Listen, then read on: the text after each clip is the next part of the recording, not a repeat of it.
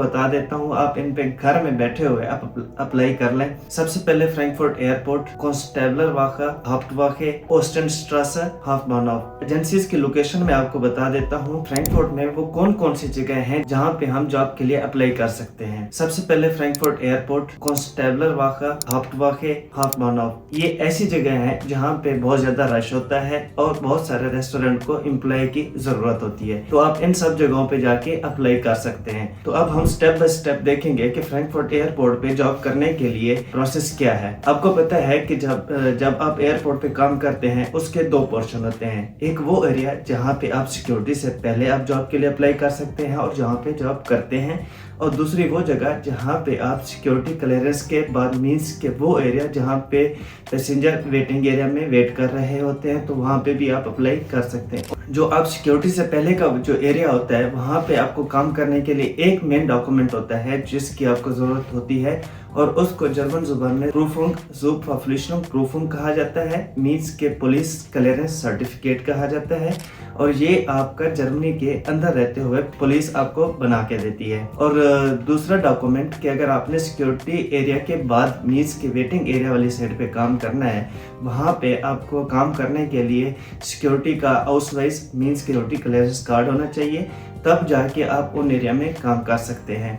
और उन एरिया में काम करने के लिए आपको दो पुलिस के सर्टिफिकेट चाहिए होते हैं, एक वो जो जर्मनी का होगा और एक जो आप जिस मुल्क से आ रहे हैं, मीन्स कि आप इंडिया से आ रहे हैं, पाकिस्तान से आ रहे हैं या किसी भी और कंट्री से आ रहे हैं, तो आपका करेक्टर सर्टिफिकेट एक वहाँ से भी बनता है। इसके बाद जो दूसरा होता है कि क्या हमें जर्मन लैंग्वेज की भी ज़रूरत होती है या नहीं। ज़ाहिर सी बात है कि आप जर्मनी जैसे मुल्क में अगर रह रहे हैं, अगर आप जर्मनी जैसे मुल्क में काम कर रहे हैं, तो यहाँ पे आपको पता है कि रहने के लिए ग्रोसरी करने के लिए भी जर्मन जुबान की ज़रूरत होती है। आप जब ग्रोसरी करने जाते हैं तो मिट कार्टे बिटे या कुछ भी बेसिक जर्मन बोलते हैं, तो यहाँ पे आपको जर्मन चाहिए होती है। और सेम एज इट इज़ जब आप एयरपोर्ट पे काम करते हैं तो वहाँ पे भी आपको जर्मन लैंग्वेज चाहिए होती है, लेकिन कोई भी आपका जर्मन लैंग्वेज का सर्टिफिकेट नहीं देता और ना ही कभी वो पूछते हैं कि क्या आपको आया कि B1 B2 जर्मन लैंग्वेज आती है या नहीं। वो सिर्फ ये देखते हैं कि क्या आप लोगों के साथ कम्युनिकेशन कर सकते हैं या नहीं। जब मैंने अपनी जॉब स्टार्ट की थी तो मैंने इंग्लिश बेस पे ये जॉब स्टार्ट की थी, ना कि मैंने जर्मन लैंग्वेज की बेस पे स्टार्ट की थी। लेकिन जब इंटरव्यू मैंने किया था तो थोड़ी बहुत जर्मन बोली थी, ताकि उनको ये लगे कि भाई बंदा जर्मन सीख भी सकता है। ये वक्त के साथ साथ जब आप लोगों से कम्युनिकेशन करते हैं तो तब वो आपकी ऑटोमेटिक जो है ना काम के रिलेटेड जितनी भी जर्मन होती है तो वो आपको आ जाती है। अगर आपको बेसिक जर्मन आती है तो आप फिर भी यहाँ पे काम कर सकते हैं। अब मैं आपको बताऊंगा कि आपने अप्लाई कैसे करना है, जो कि मेन क्वेश्चन है और बहुत सारे लोगों को कंफ्यूजन होती है कि हमें रास्ता ही नहीं मालूम कि कैसे अप्लाई करना है। जब आप अप्लाई कर रहे होते हैं तो उस वक्त आपके पास कोई भी एक्सेस नहीं होती कि आप एयरपोर्ट के अंदर जाके अप्लाई कर सकें। तो आपने क्या करना है, डिफरेंट एजेंसीज के थ्रू अपने डॉक्यूमेंट प्रोसेस करवाना है। और इस वक्त जर्मनी में जो सबसे अच्छी एजेंसीज काम कर रही है वो है रानस्टाड, दूसरे नंबर पे मैन पावर, तीसरे नंबर पे वीसाग। ये ऐसी एजेंसीज हैं जिनको आप अपने डॉक्यूमेंट देते हैं और इनका डायरेक्ट कॉन्ट्रैक्ट होता है। जो एयरपोर्ट के अंदर डिफरेंट शॉप्स होती हैं उनके साथ उनको जब भी एम्प्लॉय ज़रूरत होते हैं तो वो इन एजेंसीज को कहते हैं कि हमें इतने एम्प्लॉय चाहिए, तो वो आपको आपकी एप्लीकेशन उन तक भेजते हैं और आपको विद इन 4 वीक्स जितना जल्दी उनको बंदा ज़रूरत होता है तो उतना जल्दी आपको रिस्पॉन्स आ जाता है। अभी बेहतरीन टाइम चल रहा है तो आप कोशिश करें कि इन एजेंसीज को अपने डॉक्यूमेंट भेजें या खुद आप अप्लाई करें, ताकि आपको इस सीजन में जॉब मिल जाए। एजेंसीज की लोकेशन मैं आपको बता देता हूँ कि ये कहाँ पे अवेलेबल है और उन तक आपने जाके किस टाइम पे मुलाकात करनी है। मंडे से लेके फ्राइडे तक सुबह 10-11 बजे तक आप उनके ऑफिस पहुँच जाएं और उनसे जाके हफ्ते में एक बार लाजमी मुलाकात करें। अगर आपको जॉब की ज़्यादा ज़रूरत है तो हफ्ते में 2 बार भी चक्कर लगाएं, कोई माइंड नहीं करता, क्योंकि वो उनको भी जब आप उनके साथ काम करते हैं पर एम्प्लॉय उनको भी पैसे मिलते हैं। तो मैं आपको एक ऐसी लोकेशन बता रहा हूँ जहाँ पे बहुत ज़्यादा जॉब के चांसेस हैं।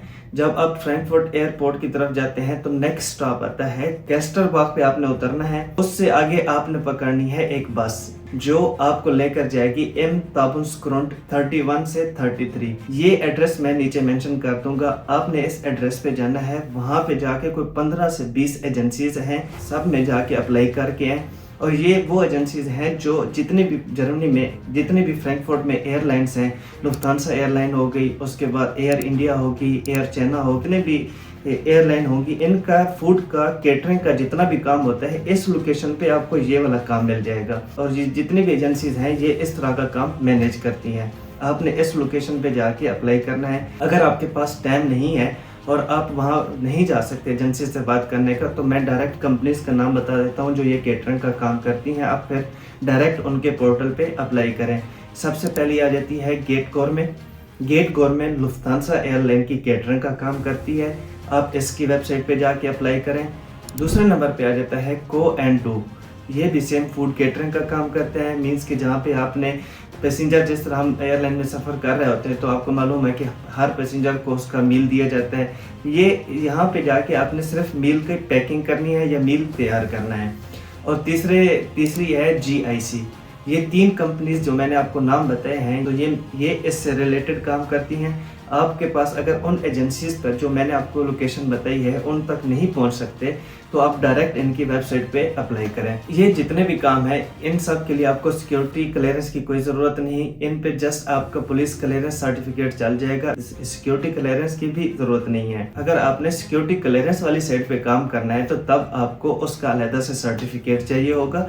जब आप किसी एजेंसी या किसी भी फिर्मा के साथ डायरेक्ट काम करते हैं तो वो आपसे दोबारा से आपके डॉक्यूमेंट मांगते हैं और उस प्रोसेस के दौरान आपका 4 वीक से लेके 6 वीक तक आपका मजीद टाइम चलता है जिसमें आपकी सिक्योरिटी क्लियरेंस हो रही होती है।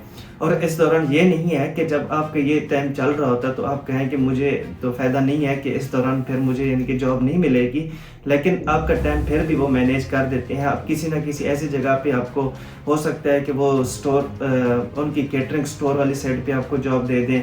आपके घंटे फिर भी चल रहे होते हैं, लेकिन वो आपको तब तक एयरपोर्ट के अंदर नहीं लेके जा सकते जब तक आपका हाउसवाइफ तैयार नहीं होता। अब मैं आपको ऐसे रेस्टोरेंट बताने लगा हूँ जहाँ पे आप जाके एयरपोर्ट पे उनसे मिल के भी आ सकते हैं और वो आपको अपना QR कोड देंगे कि इस पे आप अप्लाई करते हैं। आपको जाने की भी ज़रूरत नहीं है, मैं आपको बता देता हूँ। आप इन पे घर में बैठे हुए आप अप्लाई कर लें। एयरपोर्ट पे सबसे बड़ी ब्रांच है ऑटो ग्रिल, दूसरे नंबर पे KFC, तीसरे नंबर पे मैकडोनल्ड, चौथे नंबर पे है सबवे। ये जितने भी हैं इनकी लोकेशन भी फ्रैंकफर्ट एयरपोर्ट पे है। यहाँ पे आप डायरेक्ट अप्लाई कर सकते हैं और आप इनसे पर्सनली जाके मिल भी सकते हैं। विदाउट एनी डॉक्यूमेंट आप उनसे मुलाकात कर सकते हैं। तो हायरिंग के दौरान आपसे पूछ सकते हैं कि आपके पास लीगल डॉक्यूमेंट हैं या नहीं। तो वो बात की बात, तो पहले आप उनसे जाके बात कर सकते हैं कि मैं इस वक्त जॉब ढूंढ रहा हूं तो मुझे जॉब की ज़रूरत है। अब हम बाहर की तरफ आ जाते हैं कि क्या हम बाहर में भी काम कर सकते हैं फ्रैंकफर्ट में। तो मैंने आपको वीडियो के स्टार्ट में बताया था कि कॉन्स्टेबलर वाक़ा एक ऐसी जगह है जहाँ पे बहुत ज़्यादा आपके चांसेस हैं कि आप एयरपोर्ट की बजाय यहाँ पे भी काम कर सकते हैं। यहाँ पे एक शॉपिंग मॉल है माइजील के नाम का। इसका 4th फ्लोर एक ऐसी लोकेशन है जहाँ पे फूड कॉर्नर है और वहाँ पे एल ऑस्ट्रिया, दूसरे पे बेक शेफ, सबवे, तीसरे पे स्टारबक्स और भी बहुत सारे रेस्टोरेंट हैं जो अभी मुझे नाम नहीं याद, लेकिन आप वहाँ पे जाके उनसे पर्सनली मिल सकते हैं। और आपके ज़्यादा चांसेस हैं कि जब आप इनके पास डायरेक्ट जाके मिलते हैं तो आपको within a week means के 7 दिनों में भी आपकी जॉब के चांसेस हैं कि आपको जॉब मिल जाएगी। कॉन्स्टेबलर वाक़ा के साथ एक और स्टॉप लगता है हाफ्टवाके और ओस्टेनस्ट्रासा। ये भी मेन लोकेशन पे है। यहाँ पे भी आपके हाई चांसेस हैं कि आपकी जॉब हो सकती है। और इसके अलावा मेन लोकेशन है मेन बॉनहॉफ, फ्रैंकफर्ट मेन हॉफ बॉनहॉफ।